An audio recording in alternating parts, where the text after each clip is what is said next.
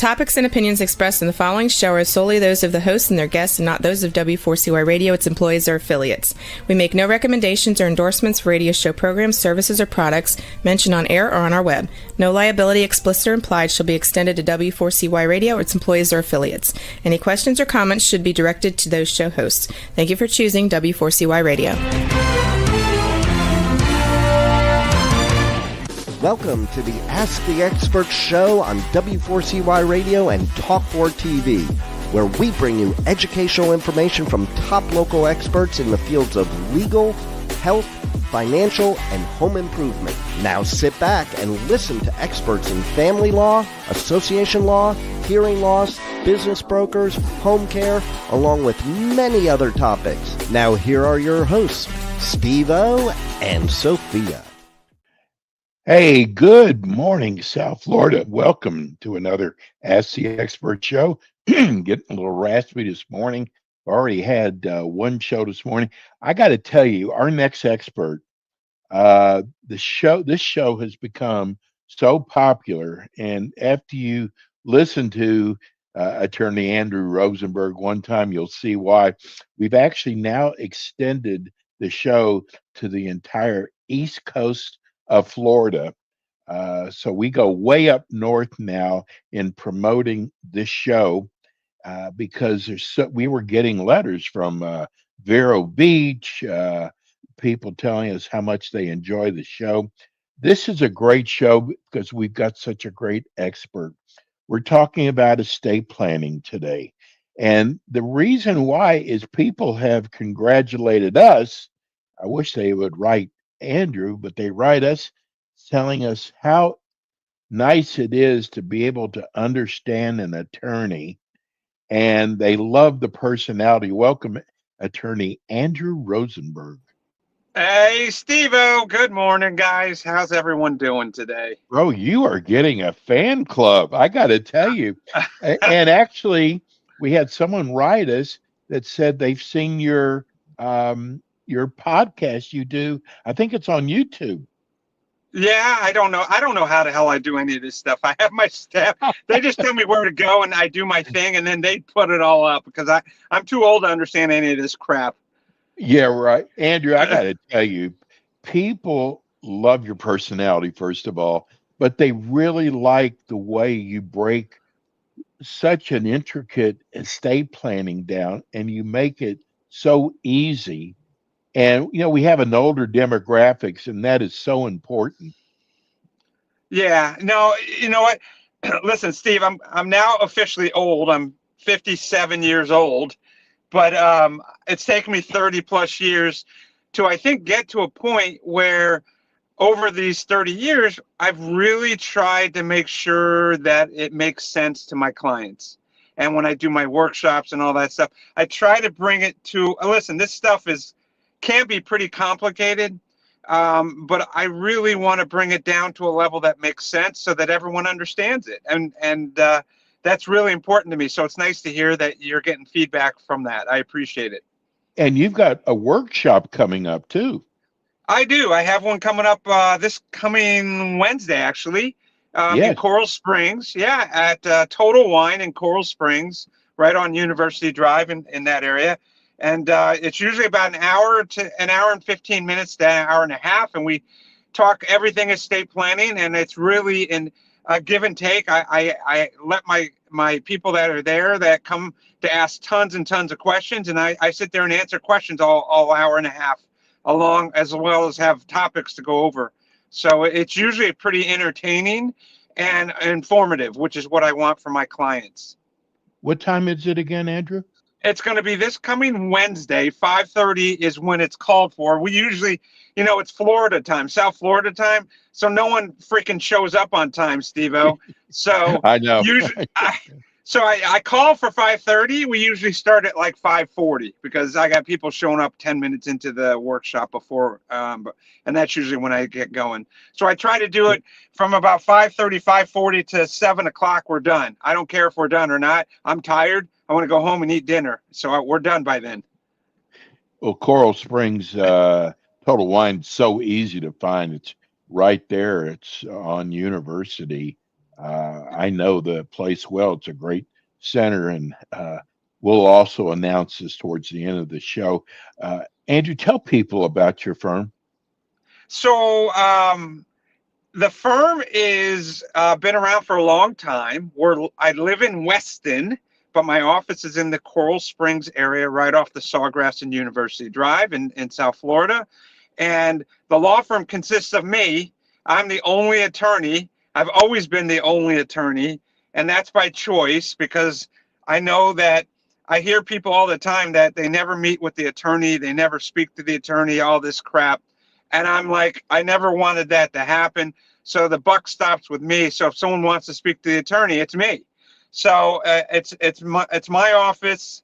I have a pretty large staff. I think I have like 5 to 7 people working for me. But I am the only attorney, and we do wills, trust, estate planning, probate, and elder law. And that's our focus. And, I enjoy it. I've been doing it a long time. People ask me what happens if I die, and that's a great question. And I tell people, listen, I'm human, so I'm not going to be here forever. And if something were to happen to me, my clients all have their original documents. I scan them in and make sure we have copies of everything. But they have all the originals. I tell them, God forbid I'm not here, you can go to any other estate planning or elder law attorney that knows what they're doing, and they should be able to pick it up and handle things from that point forward, moving forward, if that should ever happen. Well, those things do happen, as you and I know from our past estate planning attorney back years ago. But Yeah. Andrew, you know what? The question we get most about your show is, and I was surprised. I thought a lot more people knew about elder law. Yeah. And because we get so many people, I want to start off with that today, so I make sure I get that in. Okay. Yeah. And then I want to talk about what happened to me over this holidays. I think Yes. the clients, the fans will appreciate it. So here's what I like to describe elder law as. Elder law, and people, other attorneys may describe it differently, Steve, but I like to describe it as follows. When we get elderly, things change. And unfortunately, a lot of things change in regards to maybe you need to get into an assisted living or home health care or nursing home situation. So I like to describe the elder law. Yeah, I like to describe the elder law area as the area where we're at a point where my husband, my wife, my brother or sister, we got to take care of him or her, and we need to get him or her into an assisted living or to a nursing home or home health care or something of that nature. And the problem with that, Steve-O, is, at least, listen, every state's different. So if you're listening in another state, you need to follow those state mandates. But the problem with it is that there's only 3 ways that we can deal with paying for home health care, for assisted living or nursing home. And the first and best way, by the way, is through long-term care insurance. And, the goal is everyone should have long-term care insurance. But I will tell you, probably 80% of the people out there do not have it because it's so freaking expensive. Yes, right. It's horrible. It's horrible. And you know what the other problem is with the long-term care insurance, at least over these past many years, is that people that do have the long-term care insurance, they keep jacking up these premium rates every year. And it's getting to a point where it's unaffordable for the elderly to pay for it. So they end up dropping it. And then once they drop it, they're bare, and then they're screwed because now if something happens, what the hell are they going to do? And that's the problem. So elder care deals with this whole mess, in my opinion. And so, but here's what I want people to understand is that if you have home health care or you need home health care, assisted or nursing home, the first way to pay for it is with long-term care insurance. If you haven't gotten long-term care insurance, it's probably too late, and that's all right. I see that all the time. So then the second way that these places get paid is, believe it or not, your assets and your income. That's where it comes from. And what happens, unfortunately, is it's expensive as you know what, and it's crazy. And so your assets get dwindled pretty quickly on a monthly basis, as well as your income, until we reach a point where there's not enough assets or income, and then Medicaid will kick in. And that's the 3-tier system that I like to call for elder care. And how do you plan for that? Is we got long-term care insurance. Then next on the level is your assets and your income until you basically got nothing left. And then Medicaid comes in and pays for everything. And so what the question becomes, well, how much are we talking about in income and how much are we talking about in assets before Medicaid kicks in? And the answer is, if you're single, I'm going off memory, so forgive me, guys, if I'm off a little bit. If you're single, you have to have $2,000 or less of income of assets. That's it. You're only allowed to have $2,000. Anything above that, you do not qualify for Medicaid. And your income has to be, I believe it's $2,601 a month or less to qualify. So if you have more than that in income or more than that in assets, you're going to have to dwindle that income or that income and those assets until it's below that before Medicaid will kick in. So a lot of times what we do, and Florida's very good about this, is we're allowed to do what I call, and I talk about this in the workshop, by the way, what I call crisis Medicaid planning, where I got someone that needs to go into an assisted living or nursing home now, and they have too much in income and too much in assets, or either or both.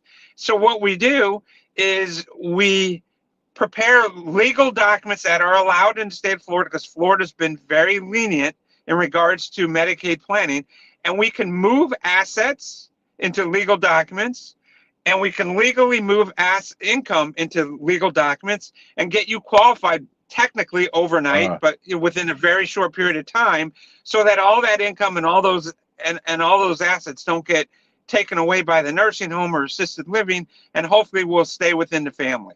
So that I know it's a long-winded way of explaining what elder care is, but again, I'm going to summarize it. Elder care is dealing with, in my opinion, is dealing with the time when you need help, when you need home health care, assisted living, or long-term care, and how do you pay for it? And is it through long-term care? Is it through your assets and income? Or can we plan to hide legally your assets and your income to get you qualified so that Medicaid pays for it? That's different than estate planning.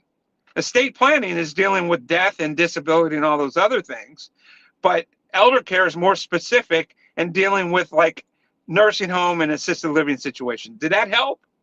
Yes. You know, the sad part is, Andrew, we're here in South Florida and we do 3 major HOA condo shows here in Right. South Florida. And, you know, the people who are in these associations, which are many, many, many, many people, are having so much trouble now with their finances. I mean, Yep. it's really bad down here in South Florida. I mean, we get Yeah. the letters. So, but it's so important. And this is the part of the show about planning. It is the most important thing. And one of the things you told me in the beginning, which I loved, is you said, I want to keep my clients out of probate because probate can get really expensive.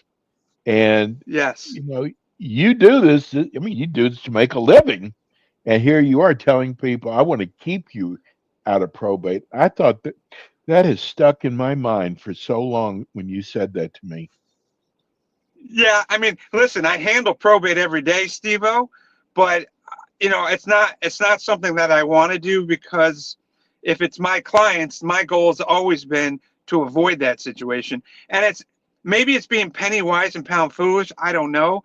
But I've always believed that if I do the right thing for the client and for the family, and we avoid a long-term legal mess where I get paid a lot of money, but I get paid up front a little bit, to do the right thing, then in the long run, I'm going to get a lot of business because I'm doing the right thing. I can put my head down at night knowing I sleep well, and although I don't sleep that great, but but knowing I've done the right thing, and then I get a lot of referrals and recommendations because of that. And I think I have I have a ton of Google reviews. I think over 430 or so 5.0s Wow. because I'm just trying to do the right thing. Probate is a freaking nightmare, and it's a disaster, and it's expensive. And if I can, any way I can try to avoid it for my clientele, that's what we do. So yeah, I've always believed in that process. But listen, Steve, I got to tell you a story. I want to hear it. Okay, so we've had the holidays. Obviously, we had Passover. I'm Jewish, so we had Passover, the Yes. 2 nights of Seder, and then we had obviously Good Friday and Easter yesterday, and all this stuff. So listen to this crazy story. How everyone's going to appreciate this, and I'll bring the legal into it. I promise you.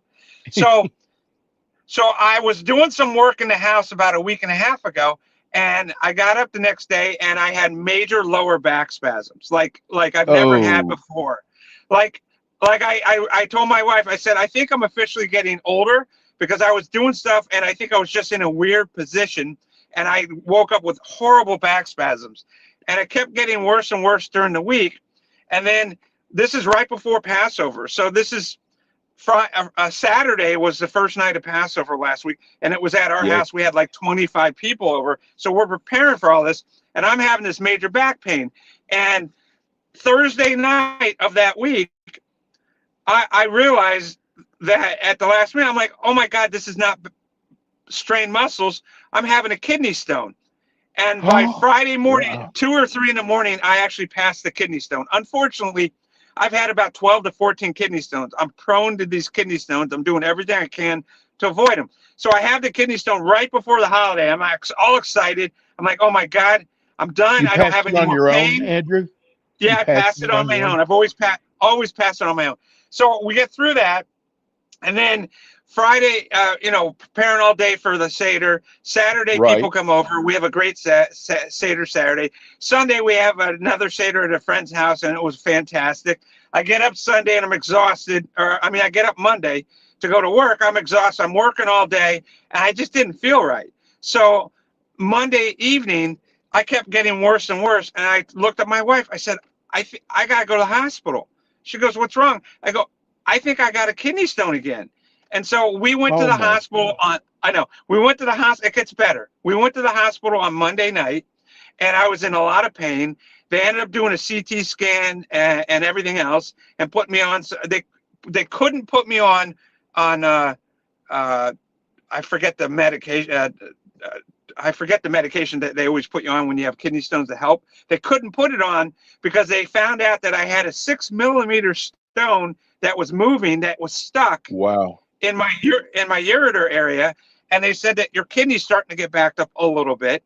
So they gave me morphine, and they said, listen, try and drink a lot of water and go home, and if you feel sick, come back, and then we might have to admit you. So I went home that night, and I did whatever I did. I got up Tuesday, went to the office, worked Tuesday, had a full day of meetings, and by 12:30, I was ready to pass out. I was in so much pain. And in the middle of a client meeting, I looked at her. I said, listen, we got to reschedule. I'm going right to the hospital. So I drove home from the office, which was about 25 minutes to the house. My wife took me to the hospital Tuesday afternoon. And Tuesday afternoon, evening, I was in so much pain that when I got into the ER, I couldn't even talk. I was in so much pain. I don't cry. I was ready to cry. That's how much pain. I've had a heart attack, Steve-O. Were you in Cleveland? I was at Cleveland Clinic in Weston. Yeah. And I've had more pain as a heart attack victim. I mean, less pain as a heart attack victim than as having this kidney stone. And I was at the point where I was ready to roll on the emergency room floor because I was in so much pain. And they yelled at me, you can't roll on the floor. It's illegal, blah, blah, blah. So I'm like, okay, listen, guys, I'm in pain. You got to take me back. They took me back. They ran the CT scan again, and it showed that it barely moved. And it showed that my kidney levels were going in the wrong direction quickly. So I was backed up, and it was causing major problems. So they squeezed me in, and I had to have emergency surgery on Tuesday night to the lithotripsy or whatever. And they went in through in the you-know-where, my privates. Yes. And they zapped it. I had 3 kidney stones. I had a small one. I had a 6 millimeter one that was stuck. And then there was a 10 millimeter that was in the kidney that they zapped out. So it was crazy. So I had this whole thing Andrew, going on. in my Jewish mind, I'm going, how did you do the Seders?